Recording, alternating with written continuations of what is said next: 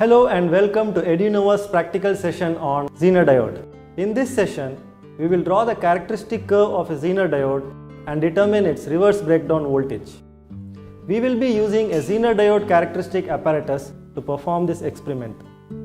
Let's learn in detail about the Zener diode and how to perform this experiment. The aim of this experiment to draw the characteristic curve of Zener diode and to determine its reverse breakdown voltage.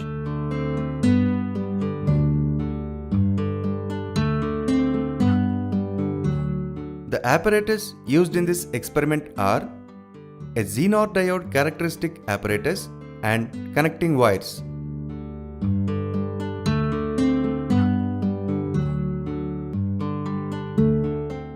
A Zener diode is represented in this way in circuit. And in the real world, it looks like this. A white line on one end indicates that it is the negative terminal. A Zener diode is a normal junction diode which is heavily doped when compared to the normal diode.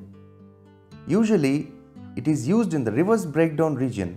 Here, you can see that Zener diode has more charge carrier when compared to the junction diode. Let us connect the Zener diode in the reverse bias. So far, we are talking about majority charge carriers. Now, let us see the minority charge carriers. There is an extremely small concentration of electrons in p-type and holes in n-type, which are thermally generated charge carriers. As you apply the voltage, the concentration of the minority charge carriers increases due to the movement of electron from valence band to conduction band. These free charge carriers are attracted away. As the charges do not cross the junction due to the potential barrier and therefore no current flows through the circuit. By increasing the voltage further, the concentration of the minority charge carriers increases and they move towards the junction and cross it. As a result, a small current flows through the junction. As you increase the voltage further at a certain voltage, the electrons move with high speed and collide with the crystal ions. This creates more electron-hole pairs. This process occurs continuously, due to which we have extremely large amount of charge carriers. It is known as avalanche multiplication. This reverse bias voltage is also known as Zener breakdown voltage. Now, to study the characteristics, we connect the Zener diode as per the circuit diagram. Then, we gradually increase the input voltage and observe the changes in the input current and output voltage. Initially, small amount of input current flows and then it increases suddenly at Zener breakdown voltage. However, the output voltage remains constant.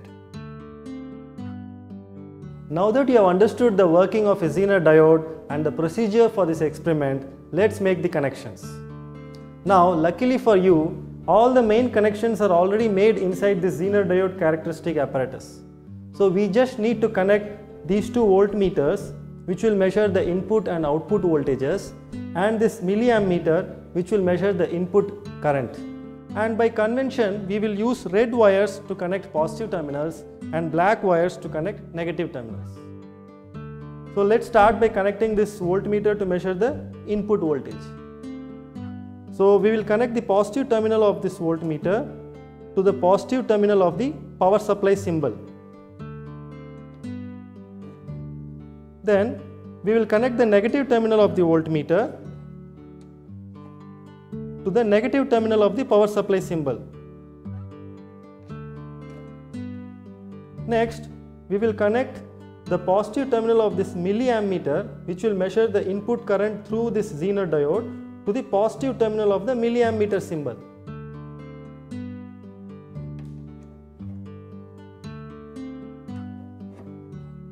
Then I will connect the negative terminal of this milliamp meter to the negative terminal of the milliamp meter symbol.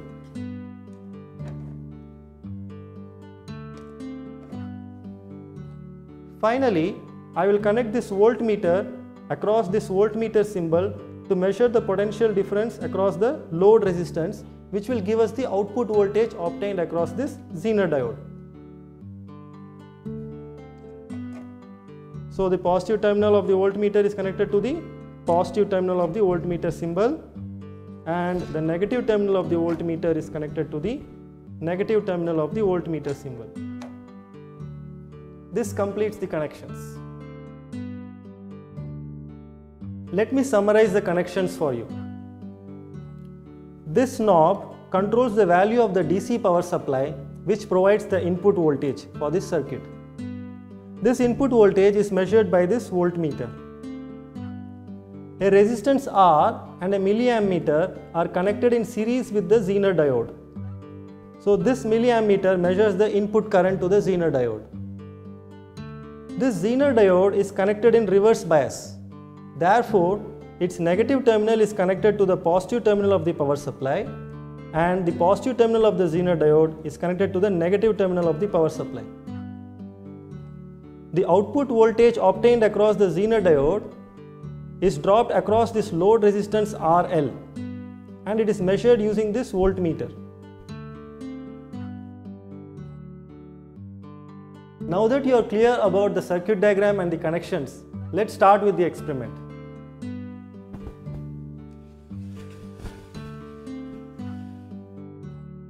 Use a screwdriver to remove the zero errors from the voltmeters and ammeter, if any.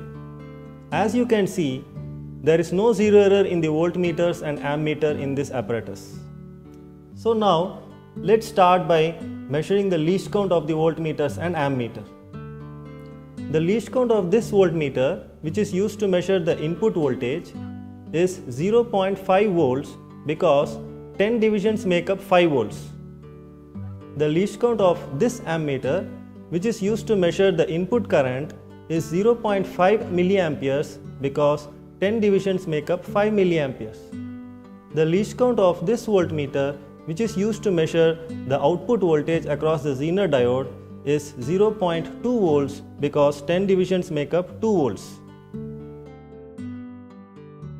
So now let's switch on the circuit and increase the input voltage by slowly turning this knob.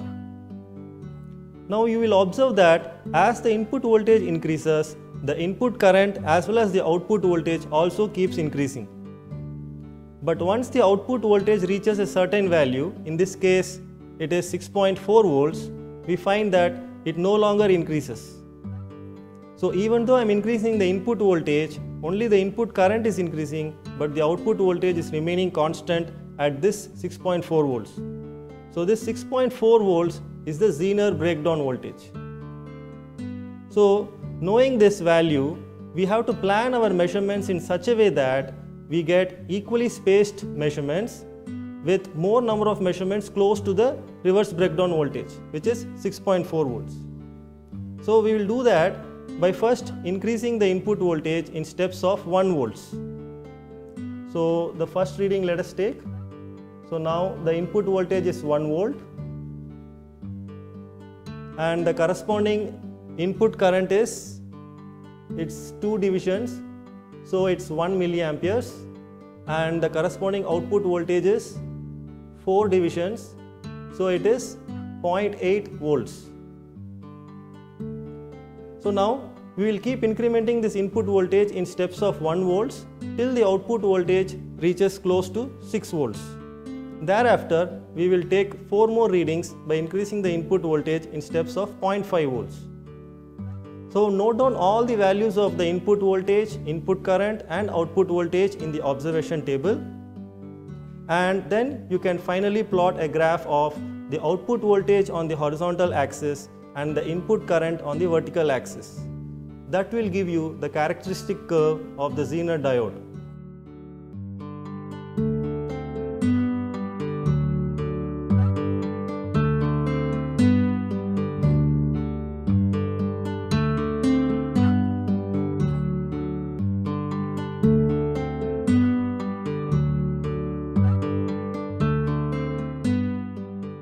The least count of the voltmeter V1 is 0.5 volts the zero error of the voltmeter V1 is nil. The least count of the milliammeter is 0.5 milliamperes. The zero error of the milliammeter is nil.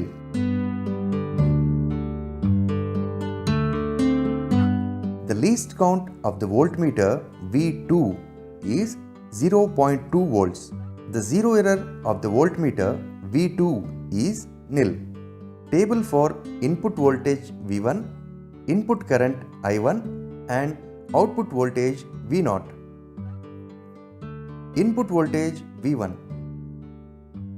When input voltage V1 is increased by 1 volt every time until the output voltage V0 reaches 6 volts.